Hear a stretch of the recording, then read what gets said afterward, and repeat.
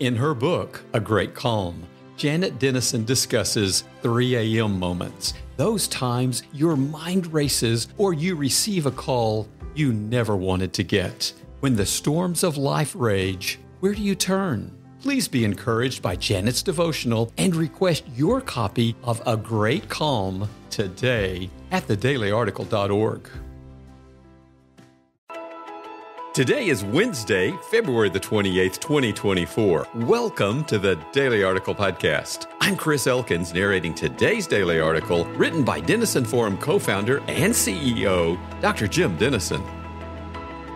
Yesterday is one of the most haunting songs in the Beatles' 213-song repertoire. Now, nearly 60 years later, Paul McCartney has explained its emotional bridge. Why she had to go, I don't know. She wouldn't say. I said something wrong. Now I long for yesterday. It turns out McCartney had a conversation in which he embarrassed his mother. Then she died at the age of 47 when the singer was just 14 years old. Now he wishes he had an eraser he could use to rub that yesterday moment away. We don't have to live very long before we experience such pain ourselves from things we said and did and things they said and did to us. Imagine a world where Jesus' simple precept in Matthew 7, verse 12 was a reality. Whatever you wish that others would do to you, do also to them. Now imagine the difference if that world was your life. Immanuel Kant of the 18th century was one of the most influential thinkers in Western history. His categorical imperative is a powerful and persuasive statement of human morality. As expressed in Groundwork of the Metaphysics of Morals, it states, act only according to that maxim whereby you can at the same time will that it should become a universal law. In other words, stated positively, we should only do what we would want everyone else to do. Stated negatively, we should avoid actions that would be damaging if everyone else did them. Wouldn't such a world be an immense improvement on this one?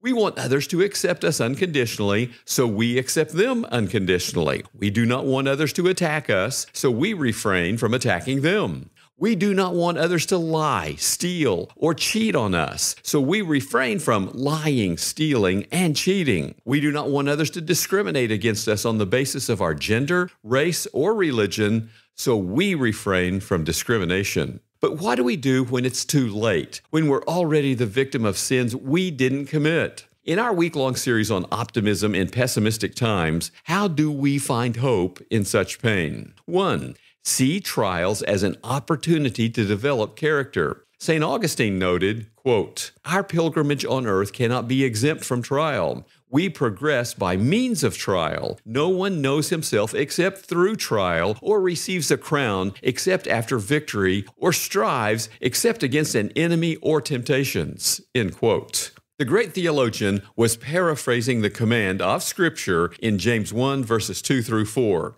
Count it all joy, my brothers, when you meet trials of various kinds, for you know that the testing of your faith produces steadfastness. And let steadfastness have its full effect, that you may be perfect and complete, lacking in nothing. 2. Seek the help of God.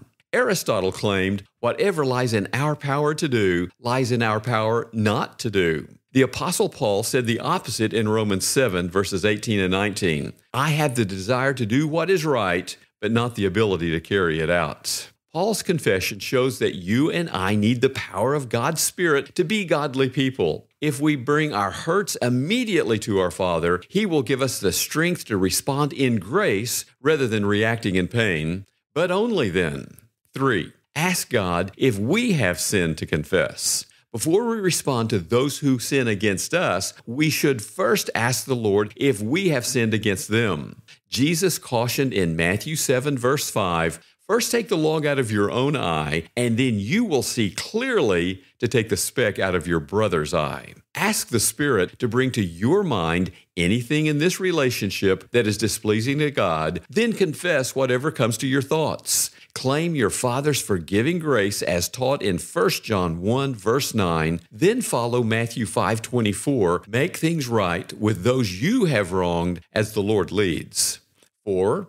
Ask God for the power to love as you are loved. Now we're ready to respond to sin with grace. Biblical forgiveness does not pretend that the sin did not occur or excuse the behavior. Rather, it pardons, choosing not to punish. I'm not referring to legal criminality or to abuse and danger, but to interpersonal relational sins. When we face such pain, we can ask God to help us choose not to punish. We can then break the cycle of retribution by loving as we are loved. However the other person responds, we will know that we've done what God would have us do. At the very least, since hurting people hurt people, we can refuse to let their pain become ours. Loving as we are loved is the path to hope that can transform our broken world. Dr. Martin Luther King Jr. was right. Love is the only force capable of transforming an enemy into a friend. Who in your life needs such transformation today?